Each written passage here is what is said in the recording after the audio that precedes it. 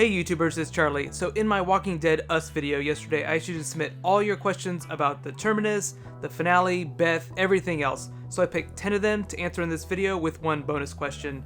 Generally, everyone really just wants to know if barbecue Beth is going to be on the menu. First things first though, congratulations to Chloe Flynn. You are this week's giveaway winner. I'll be reaching out to you on your channel for details. I'll be doing 2 giveaways, or actually 2 gift cards will be given away for the finale video next week. I'll also be doing some Season 5 predictions later this week, so be sure to subscribe to get everything if you're just finding me for the first time. So, let's answer some questions. Careful for spoilers from episode 15 and everything up to the Hunters in the comics if you're not caught up yet. But here we go. Question number 1 comes from Guardians3000, who asks, what did Glenn and Tara use to lure the walkers to the one side of the tunnel? So they just used the flashlight to cast a shadow on the opposite wall. It was hard to see, but the walkers were attracted to the bright light and the motion, which explains why in episode 9, when Michonne had her walker pets and was walking in that big group of them, they didn't turn on her. So if the virus ever breaks out, be sure to take these notes down. Walk slowly, simulating the movements of the walkers around you, and they may not notice you. Advice not guaranteed.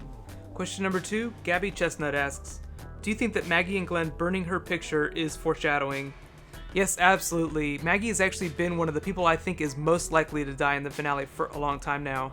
I already mentioned how romance is a death sentence on the show, but she is not a clear thinker, nor is Glenn, and that impulsiveness is probably going to get her into some trouble in the finale. So we don't know if the people that took Beth are hostile or not. You know, everyone's getting Hunter vibes, but even if they're not Hunters, they could just be straight up villains. Question number 3, Maxization asks, why are Rick's hands covered in blood in the teaser for the next episode?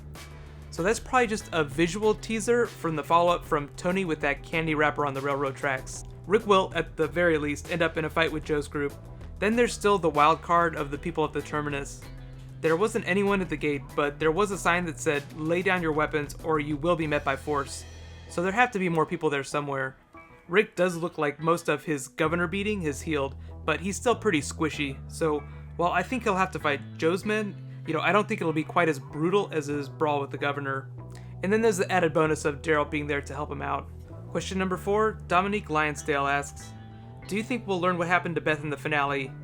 Yes, I saw a lot of you guys commenting as to whether or not they were going to reveal Beth or save her for Season 5. We haven't gotten any answers since she was kidnapped, and there's a laundry list of people that could have taken her, from bandits to Gareth to the Hunters. I feel like if they had already revealed what had happened to her before the finale, things would be like half as stressful, which is a good thing, from a writer's standpoint. I don't know about you guys, but I will go crazy if I don't find out if she's okay or not. So I'm forced to watch next week, which is a good thing from AMC's perspective.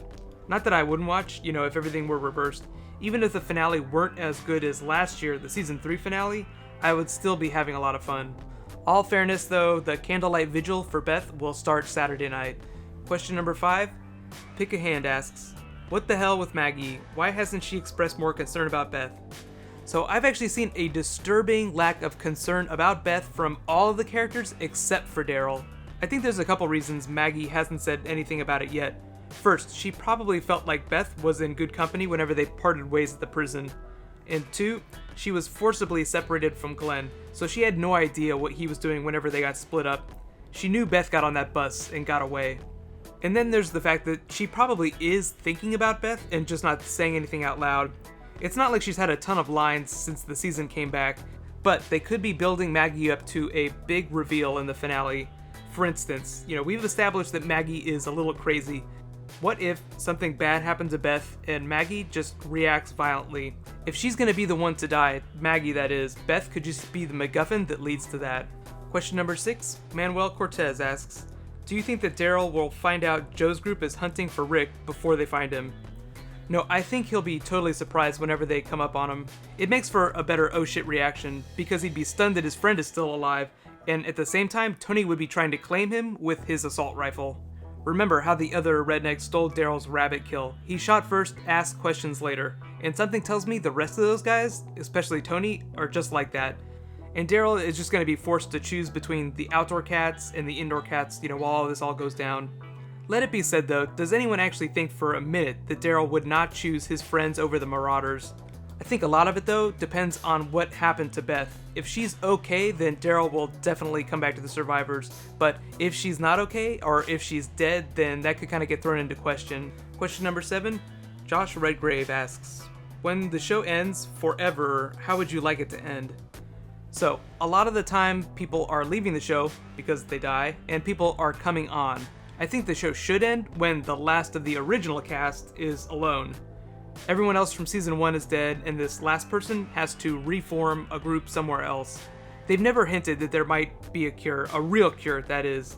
So by that logic, humanity is just going to slowly converge and either die off or hold their ground indefinitely. The numbers aren't promising, so everyone on the planet will probably be dead inside of 50 years, unless they cure that virus. I think it ending in a really just super depressing moment would be appropriate. Something that would let you know that even though that one last character is still alive with other people, humanity in general is doomed in the long run. Think about it, Walking Dead has been a show of attrition. Like for every one new person that comes on the show, 2 people die. Question number 8, I'm the Donut. That's just an awesome name. Do you think that Morgan will be involved in the finale?